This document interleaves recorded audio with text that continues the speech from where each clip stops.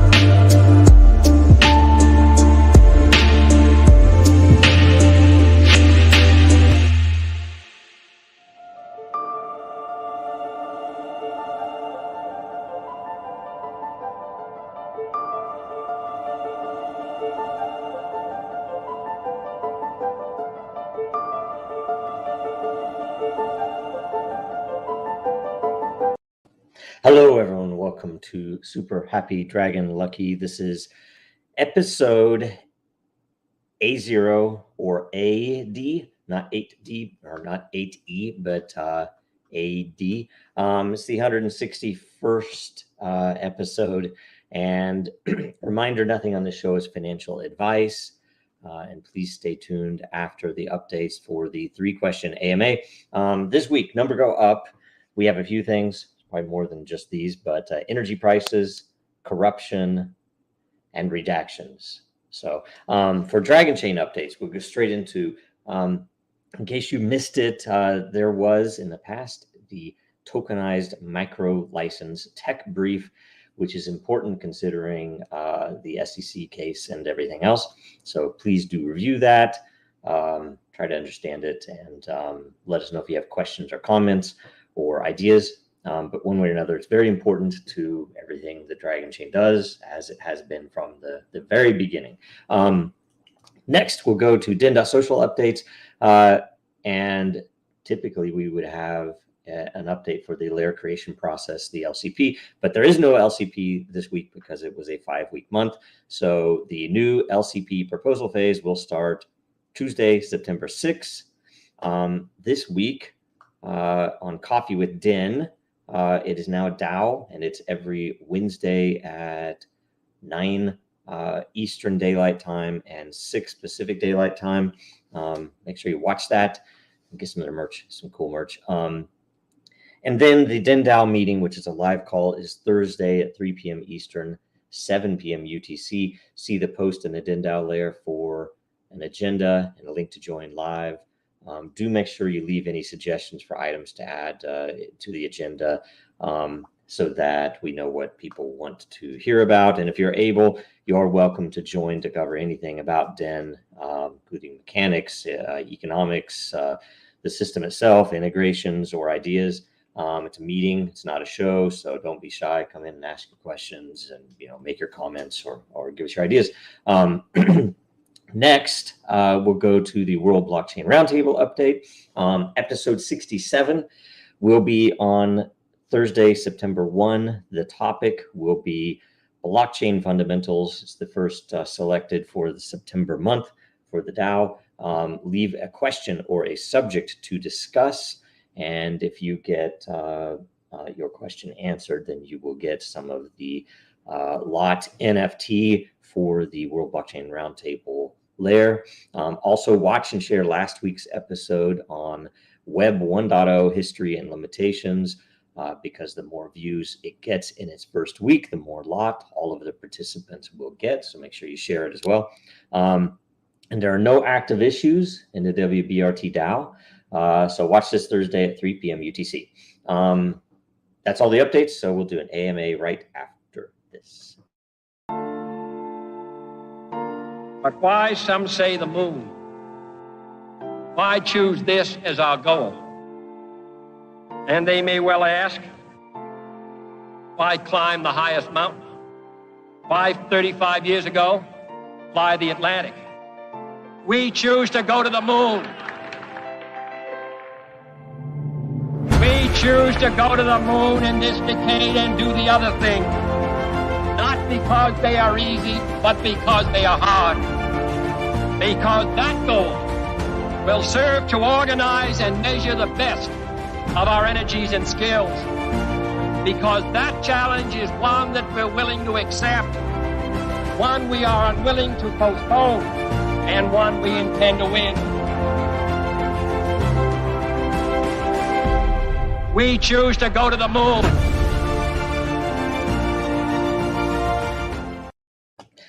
All right, so we'll get straight to the AMA, refresh the screen. And the first question with 12.9 thousand energy is Jacob Wayne. If one were to learn languages to develop for Den or a similar project, what couple of intro languages would you recommend? And yes, I'm personally interested, but until I figure out how to hire out video editing workflows, I won't have time. Okay, so I would say, I mean, we've been moving everything over to Golang for server side, web services, microservices. It would be I've not learned Golang myself, but I would like to. And we do though have a lot Python. We still have some Den services. I think that might be in Python. We might have moved them all.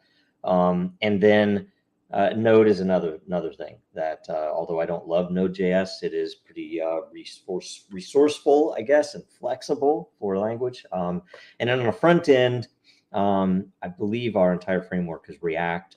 There are some competitors to React, but I don't know market penetration, market share for some of those languages anymore on the front end. But JavaScript itself, obviously, and related stuff, and to know CSS and some of the styling stuff is always helpful to make things clean. So anyway, that's some beginning stuff, but Golang, Python, and Node, pretty good stuff. Okay, let's see here. Hyperion Frequency, Hype Freak. Hey Joe, is it possible to have a dragon breeding game on Den? Only half kidding. My question is, what utilities can be offered to users in exchange for their tokens besides buying into lairs and applying energy votes? There's a lot, right? Theoretically, when I say theoretically, it's because the community would have to, really commit to doing this. But you could right now integrate NFT gaming into a layer very easily, and it would be it might be something that we would want to open source, but there would even be the potential to allow some events or behaviors in a layer to produce things that would be exportable as in NFTs, or even maybe valuable for use inside of Den. That let's say you have two layers that have similar communities, maybe a badge from one layer would be meaningful in another layer. Maybe if you have a badge, you can post in this other layer, that type of thing. So there are a lot of different things you could do. As to breeding, I have a really big interest in that area for a couple of things with entropy and some ways that you can make, let's say, NFT features that would be provably unpredictable when they're minted, things like that. So there's a lot of cool stuff you could do inside of Den, obviously. Let's see here. Talked about having flags or personal banners. How can we increase the value of individual profiles? There's a lot you can do that we have planned there, just to add more fields, both for layers and for personal profiles, and also to, we've talked about it in the past. We haven't talked about it for a while, but I have mentioned that we have a vision to have a personal layer where essentially no matter where you post something, it would treat it as if it were cross-posted in your personal layer, so you could have followers and subscribers and all types of other things that would be more directed towards a person's profile. Anyway, it does make sense. There's a lot there that can be done, and it's the more you can tie behavior to rewards and utility, the more powerful Den will get. So thanks, it's awesome. Next is Hyro. Let's see here. Now, with the leaderboard being spoken about, is there a plan to allow a user to display their ranking or badge on their profile? And how easy would it be to display it externally as an on-chain reputation? So I'll hit the second one first, that you would be able to prove, I guess, and whether we would encapsulate, I guess we would definitely encapsulate the badge. You could source the badge to the metrics that were tied to the behavior, so anybody could review it, right? And that could all be exposed if we want. That would be pretty, relatively easily done, at least the badge itself, knowing that, oh, this claimed address owns that badge on Den. Okay, the second would be plan to allow user to display ranking or badge on their profile.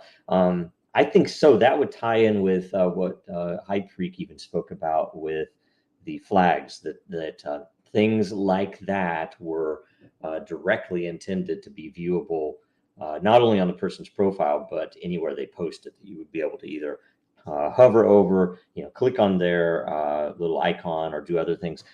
Since then, after some discussion and a couple of first attempts, I think it's going to be better to not have it consolidated into a flag, not because it wouldn't be nice, but because with the various platforms, it might be kind of hard to get it right and make it so that it's actually easily visible, doesn't get cropped, doesn't get other things happening to it that would make it not work. Whereas instead, if we put across every post the various metrics, if they have badges in this layer type thing, what their economic reputation is, what their content reputation is, maybe even what their evaluation reputation is, things like that, I think would fit this. And some of it, in my opinion, would need to be directly where people are evaluating so they can understand the source. So anyway, okay. So, and let's go. There were a couple of really good further questions, and we didn't have an LCP update. So I'm just going to answer the rest of the questions. Get your popcorn ready asks, many of the move to earn apps or do to earn or play to earn just use the date that they collect from Apple Health Kit or Google. Oh, move to earn. Sorry. For analytics to count your steps. Very simple. Would this data be valuable to Dragonchain in any way? I think it would. I think that for one thing, if although you could fake it, because Dragonchain is very scalable and it would be a predictable cost in transactions, that having proof of movement or other activity or other metrics, even health metrics from that watch on chain would be valuable, because you could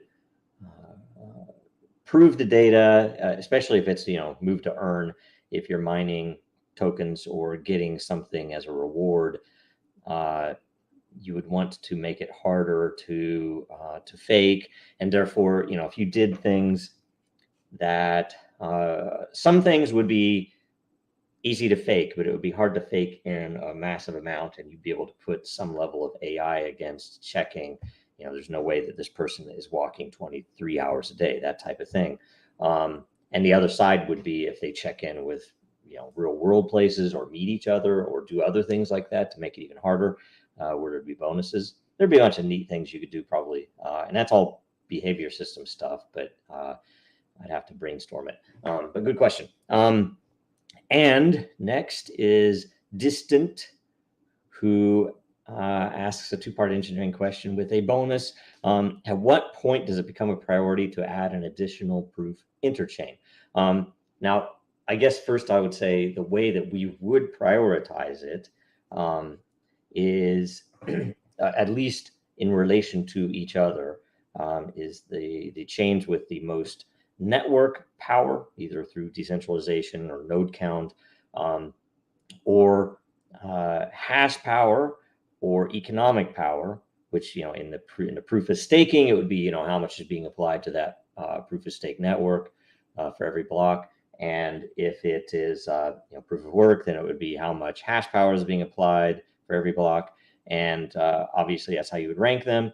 But the secondary angle is in variety, that to have a proof of work, to have a proof of stake, to have variety in proofs of work chains would be most valuable. And then the last bit, and I don't know if they were ordered, of course, but it would be the measurability, that it's relatively easy to get metrics on the hash power for Bitcoin and Ethereum. And it will be probably directly on chain, I do believe, for the proof of stake when Ethereum switches over. How long have we been talking about that? And I keep thinking, has it still really not happened? Or am I, saying something wrong? But anyway, that would be directly on chain, so we'd have a measure there. And then the last part, and probably the most important part, is customer or business want, need, wish, requirements. That if a customer is paying and they want to plug in to a particular chain, any chain, centralized, decentralized, or even for that matter, other system. It could be, an accounting system I want to plug into. Then that is the top driver of priority. Is money on the table, somebody wanting to plug into something, right? Okay. Gosh, that was a long answer. Sorry. Part 2, assuming there was a priority to develop it, what would a Monero interchain offer to Dragonchain customers in addition to standard DC proof systems? I mean, the most obvious thing would be interoperability for payments, if that makes sense. And if somebody wants that they want to automate payments and have an option to send or return or earn in Monero, that you could plug it in very easily there, in a very strong and customizable way. And then you ask, is digital tamper seal a good analogy for DC's proof systems? It seems like there's a big market for tamper seals. I would say so. We can do, how do I say this? There are several ways to handle it. And there, most of the interesting pieces about tamper sealing deal with storing an economic value that I don't even need to know who grabbed the value, but if anybody grabbed the value, then that seal is tampered, right?